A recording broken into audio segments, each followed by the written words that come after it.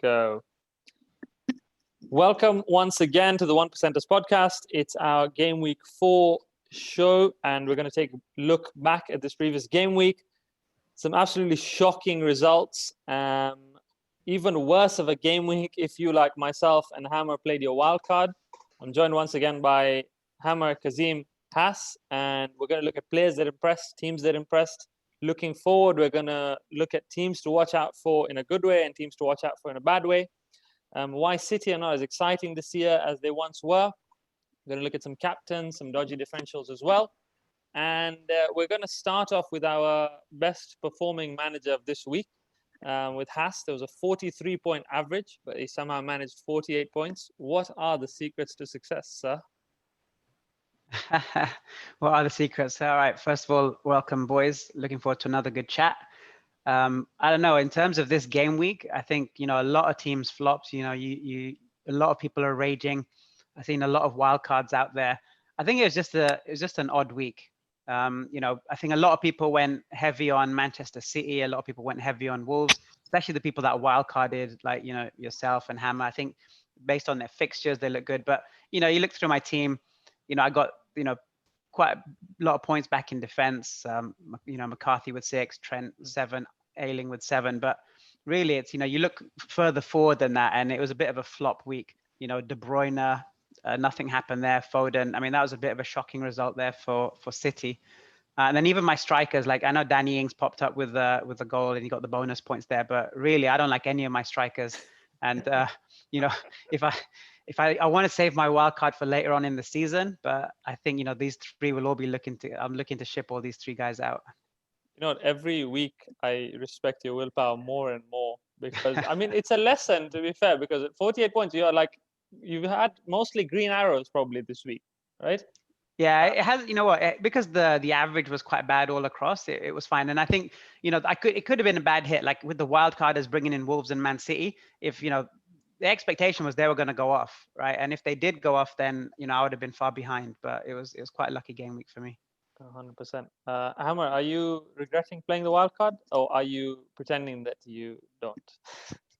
No, I looked at my team this week, and would I change anything since I played my wild card last week? The only thing was Son getting injured, so I had to change him. But besides that, no, I like my team. I didn't have Timo Werner, so I'm happy there. Nice. But yeah, I wouldn't change anything. Yeah, similar with myself, to be honest. I was giving Timo one more week to see whether he would perform and be that fantasy asset we're hoping to be. And then he got shifted out to the wing as well, and I just wasn't a fan. I mean, I dropped him before he scored a goal, but didn't really change my thing. So that's the one change that I made. But I feel like now I need to calm down and just sort of relax. And Kazim, how are you feeling, man?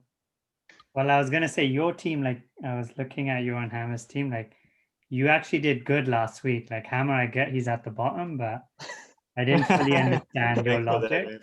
But I mean, yeah, I guess to each their own. But yeah, I mean, I was somewhat happy. I mean, if whoever's listened to the first podcast sort of saw like my sort of the depression I had not picking not picking Salah over Mane, but as you can see, it's they're gonna chop and change, or they're really gonna rotate between the big scores. So as of right now, they're pretty much neck and neck. I think only 2-point difference.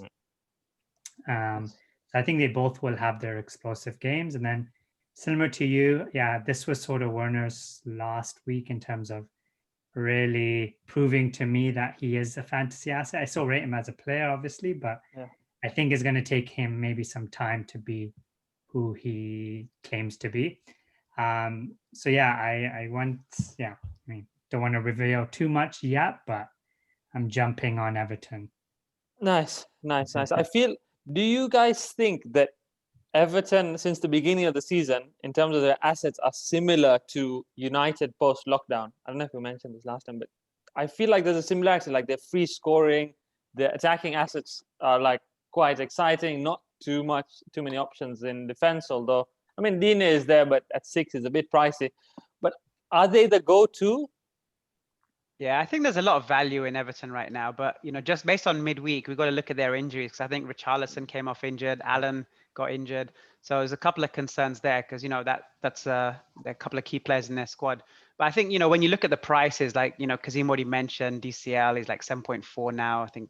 And Rodriguez 7.6. These are and 8 million for Richarlison, right? These are cheap compared to the other teams. And Everton, you know, I think they're, if not top, second in the goal scoring for this season. So definitely, you know, definitely goals there. No, 100%, 100%. There were two sort of shocking results, or more shocking than most. But Wolves losing to West Ham, and then City getting battered by Leicester. Which of the two was the more shocking for you guys? I'll come to Hammer firstly. What surprised you more? What surprised me more was Wolves losing, but what was the worst result was City 5-2. Like, I think Wolves losing 4-0 was the shocker, but we have always known City are just frail defensively. Like, if someone learns how to counterattack against that defense, they'll get through. And they haven't changed much on defense besides Ake. So that defense is weak regardless. What was weird though was they looked weak going forward. They didn't look like they were going to score 3 or 4 goals. Like, they relied on the corners, the free kicks, and that's not City. Like, that's not the City we expect. Yeah, the one that's free flowing, right? Yeah, they weren't free flowing at all. I think missing Jesus and Aguero, it takes away that focal point, and then you have Mahrez or Sterling who just aren't as good in that center forward position. So people just end up defending right around them, and it's very difficult for them to get through, right? So you're relying on those long balls or that one magical through pass from De Bruyne. So it's difficult, but you can still see them scoring goals at the end of the day. Like, it's against Leicester City. Leicester has a pretty good defense too. Yeah, I mean, go on, Kazim. No, you go ahead, don't worry. All right, no, I was just going to say, I know, like, City, you know, Leicester, they changed up their game. I don't think Pep was expecting that. I think, you know, Brendan Rodgers did a good job, you know, sitting behind the ball, hitting them on the counter. I don't think Leeds can play that way. I think this weekend, you know, Leeds will be open, City will be open. I think it's going to be a goal fest. Yeah, I mean, I think it's similar to what everyone said. City still, I feel like there's a lot of potential. Their assets. I mean, Mahrez, Foden, De Bruyne, I think they're all going to have some sort of contribution in the next game. But yeah, more on the Wolves aspect, I think it's a lot of people like sort of had that move in the pipeline, Jimenez or Werner to Jimenez. That was, I'm pretty sure, is going to be the most popular move this week. And I still think there's potential there. I don't know what happened that game. It was really a one-off, but yeah, my picks are still both those teams to really push through in the next few weeks, and we'll look at their schedule, and I'm sure it's going to excite a lot of people. I mean, now that we're sorry, carry on, Has. I was going to say, before we move on, just a quick shout out to the wildcarders that brought in Saiss, Podence, and Jimenez. They got 0 points for all 3 of them. Yeah. Come on. I mean, the worst move of the week, I am being told officially by very good sources, is that I, on Friday night, convinced my wife to change her captain which was set from the game week 1 as Jamie Vardy. And I was like, no, don't be silly. I took out Aubameyang, brought in KDB and captained him. And with a heavy heart on Sunday, I told her that Jamie Vardy scored a hat-trick. But somehow she still managed 57 points as well. So I don't know. It's just... There you go. Wow. So yeah, it's... but now that we're on sort of City and Wolves anyways, do you think sort of the fact that there's been such a quick turnaround in terms of how much they've had to play so quickly that they haven't had in preseason? I mean, Pep mentioned that, listen, these players are not machines. He only has 13 first-team players fit as well. Do you think a lack of preseason affects it? On the other hand, I'm of the opinion that, listen, you had your break already. You had 3 months off, 4 months off. So you should have done whatever you needed to do. But then you weren't playing as well. So I don't know. What are your guys' thoughts? Kazim, do you think it's having an effect? I mean, I was like, previously, before the season started, I didn't think it would have an effect. But as the games go on, as you're seeing the teams, the way they're playing, I still think like it's playing a big effect in terms of, you know, just the players available for each team, each manager to pick. If you look at Chelsea, for example, like generally preseason, the managers are able to sort of get a feel of how their players are playing, what's the best position. And I think that's sort of affecting a lot of teams, just given that there's been such an influx of new players coming in as well. So there's the match fitness, there's the fact that they're in a new league, trying to, gel together. So yeah, I think it's definitely playing a big part in terms of teams getting that winning formula. Yeah, definitely a lot of games going on early on in the season, especially with the Carabao Cup, because just look at the last week or so. These teams are fielding strong teams. And I think Liverpool, Arsenal later tonight. So let's see what sort of team they line up with. Yes, it's shocking the fact that we expect. I mean, so early in the season, you expected to play so much. It just feels. I don't know who said it, but one of these players said it doesn't feel like it's a new season. It just feels like one long season.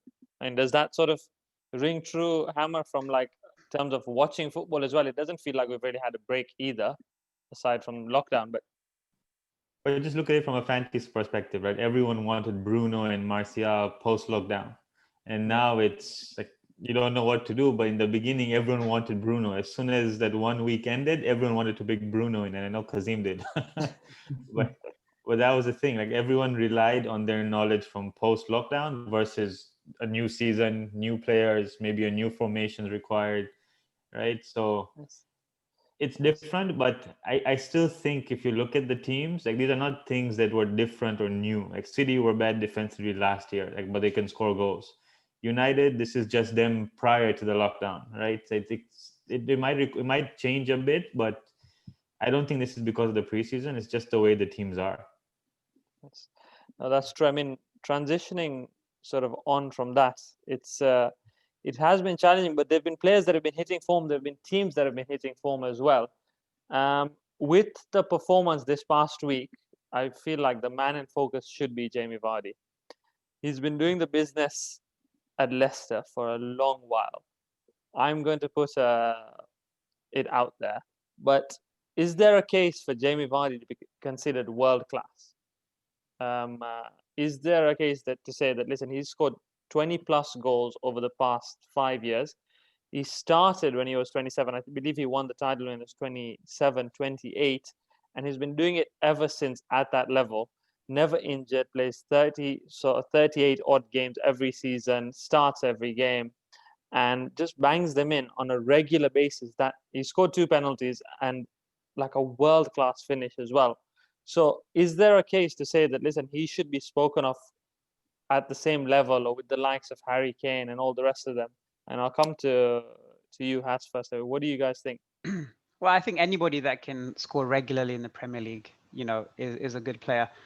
And, you get these players, they may do 1 good season, 2 good seasons. But like you said, Jamie Vardy, he's been proving it in and out for the last few years now. He's already won the Premier League. He was got a Golden Boot last season. I think a lot of things that people look at is his pace, because that's what he uses. Right now he's getting on a bit. He's a bit older. I'm not sure. I think is he 30 yet? I think 33. So.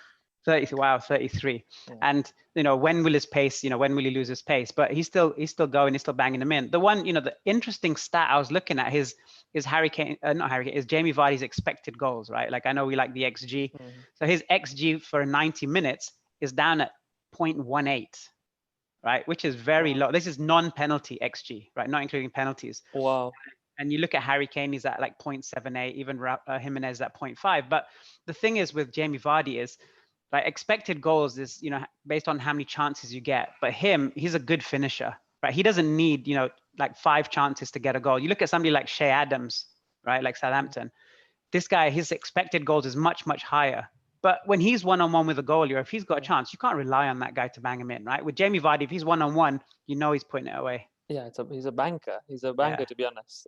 I mean, there's not many better finishes. It sticks in my mind. I don't know if you guys remember, but that finish versus Liverpool, the lob over the keeper, I think it's the title-winning season or the one before that.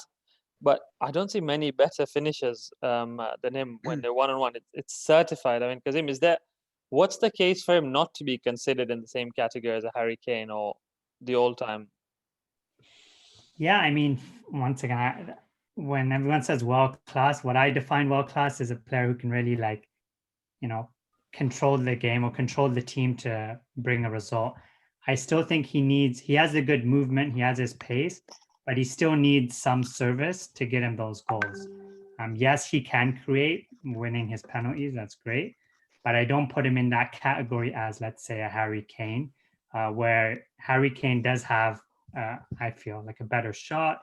You've seen the link-up play he has with Son, right? He has multiple aspects of his game, and I think you could argue that Vardy has aspects of his game where he is world class, but as an overall aspect, I don't see that in him. Not saying he's not a good player, but I value world class at a different level. And I think one thing that's really worked to his advantage is he has been at Leicester for, a good, 7, 8 years. 5, 6 years, yeah. And if he did take the challenge, I think there was at one point, what was it? City or even United were interested in him. Would he be able to maintain that level? I don't know, but yeah, I think that sort of worked in his advantage. Fair enough. Hammer, you want to jump in? Yeah, and that's key. Like at that last point, I think Jamie Vardy is made for Leicester. Like I think that's the key. Like we've seen strikers in the Premier League, and maybe I'm being harsh on Vardy, but that's how I see it. They rely so much on his speed that they base the game around the fact that he's quick, right? If you move him with Iheanacho or anyone else, it's difficult for them to function because they play their game behind Vardy's speed, and everyone knows Vardy's quick, so they start defending against Leicester based on Jamie Vardy. Yeah, but so what's wrong with that? That's actually that should be a testament to the fact that he is that good that number one, they build teams around him, and number two, they defend based around what he's going to do. Yeah, so what I see it as, if you look at his stats from last year, he had 6 games where he hit double digits, right? He scored 23 goals. If you assume, like I don't know the exact number, but if he scored 2 goals in 6 of those games, that's 12 goals, right? So the remaining 32 games, he scored what, 11 goals? I don't see that as world class. Right, that's not world class. That's just somebody who managed to take advantage against teams that don't defend against him. Right, City in this game, they didn't defend against him. They let him go. Right, and he took advantage. Right, this is similar to players like we used to have, like Wilfred Boney and Benteke on his good days. And I know I'm comparing him to slightly lesser players, but these were players at one point people thought were world class because they were so good. And then one went to Liverpool, one went to Manchester City. Yeah, but Wilfred Boney, you got to back me up, man. Wilfred Boney's been doing it year in, year out, never injured, couple of cans of Red Bull, and he's ready to go, man. At 30, at like 33 as well. Yeah, I don't know. I see what Hammer's trying to say about Leicester, but you know what? You build a team to your strengths, right? Like you're not going to play, a false 9 if you got Jamie Vardy in your team, right? Like you can't do it. So you gotta hit, you gotta use. I'm not saying Leicester's bad. Bad. I'm just saying Jamie Vardy is being helped by the fact that they're playing their whole game around him, right? Like I know about his goal scoring stats, but Harry Kane's best seasons were him scoring 29 goals. Yeah, 29, Jamie Vardy at most is 24. Right? Yeah, I know he won the Golden Boot, but where's the competition? Like if somebody had scored 29 or 30 goals, Vardy stands no chance. But he's a good striker. At 10 million in the FPL. Yeah, FPL wise, he's well class. Yeah. Okay, cool. Let's bring it back to FPL wise. Yeah. So just in terms of FPL, like I'm here saying Vardy's good. You guys are saying he's not, or not as world class. But here's the thing with FPL. This is where I have a problem with picking him, because when I have an asset, like especially 10 million and above, I want to be confident that I can captain that guy. Right, because like if I pick a De Bruyne or I pick a Salah, I'm like, yeah, I can captain this guy and he's going to get me points.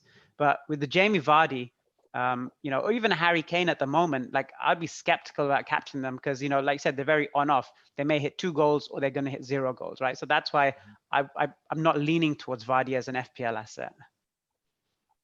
No, fair enough. It's a good, wise words, man. Wise words. You always bring it back, and it makes sense. Kazim, what do you want to add to that? Yeah, I see Hass's point. He is a streaky player. Like he does get those big hauls and then he quiets down. But I think at that price point, you're still gonna get those returns in these. No one predicted City, I give you that, but the other games where the competition is not as sort of high, he does put out the numbers, and I'm willing to. I'm not going to have him, but I would be willing to, if I had the money, to have him on the team for those game weeks where I can see him getting those penalties or But you getting see, we those. don't build. We never like. I'm backing him hard, but we never build a team, our FPL team around Vardy. We'll shoehorn him in if he goes on a run. Yeah, I think what Kazim said there when he said I don't have the money, I think that's everyone's issue when it comes to players like Vardy and players like Kane. Like once you build Kevin De Bruyne and Mohamed Salah in the middle, it's very difficult to then put like a 10.5 million striker and say, all right, my team's set. Like I have Jamie Vardy, I can go with 6 million guys across the board and I'm good. Like you won't do that with Jamie Vardy. Yeah, but you can do it with Aguero. You can do it with Aguero. You could do it with Henry. You could do it with Rooney, Ronaldo to an extent. I mean, if there was FPL when Shearer was playing, maybe you'd do it with him as well. So maybe that's the difference. Yeah, with the Van Persie. Yeah. Fantastic. I'm sure FPL La Liga must be so easy. You just captain Messi every week. Honestly, that would be the one, to be honest. Yeah. I mean, speaking of Vardy, their fixtures, next two fixtures look good. I mean, I've brought them up now. 4 teams that we sort of look at: Spurs, Leicester, Wolves, and Everton. All have sort of greens all across the shop. Who do you think will get the most points out of these next 5 fixtures? Hammer, I'll come to you, man. We'll go around, but what do you think? I have Jimenez, so I'm still going to go with Wolves. Yeah, I've got triple up on Wolves, so I feel you. Yeah, I think with Wolves, it's key is to know that if they score first, they can keep it going, but they're a very difficult team to come back. So if they lose or concede first, then I don't know. But looking at Fulham, Leeds, Newcastle, these are teams they can score against. Leicester, it's Jamie Vardy. I think Maddison's back. I think it helps them. But yeah, I'd be leaning to Leicester or Wolves. I don't like the look of Spurs without Son. And Everton have some tough fixtures coming up without Richarlison. I don't know how DCL is going to do. Yeah, it's going to be an interesting one. Has? Yeah, I'll echo that. I think Wolves, on paper, Wolves have the nicest fixtures, like the next 4. There could be a lot of goals there. Spurs, after they get past Man United, they've got a good run. And Everton, it'll be interesting. Let's see what the fitness of Richarlison and Allen's like. But the one thing is, I know Hammer mentioned Son a couple of times, is I've been reading rumors that he's not as badly injured as Jose made out. Jose was just saying that just to prove a point that, the players are playing too many fixtures. And he's actually, I think that there was rumors that he may be having a late fitness test for this weekend. But if not, he'll be back for the next game. So one to look for. Yeah, and I think the key between the breaks is the international break from the 1st to the 3rd to the 17th. Yeah, I think Bale potentially is aiming for that week too, right? To be back. Yeah. And this is another one for us when you're talking about my willpower. So like I didn't use my wild card this week, and I've held off using my transfer this week because if I can get past this weekend, then after international break I get 2 free transfers. So I'm trying to see if I can hold off. Let's see. I've got 2 days left. That's such a good situation to be in, to be honest. Kazim, Spurs, Leicester, Wolves, Everton. Who's finishing the highest at the end of the season and who's finishing the lowest? It's a tough one. These are all like quick fire. This is quick fire. So highest, I would say Spurs. Yeah. And of the lowest, I'm gonna go with Wolves. Nice.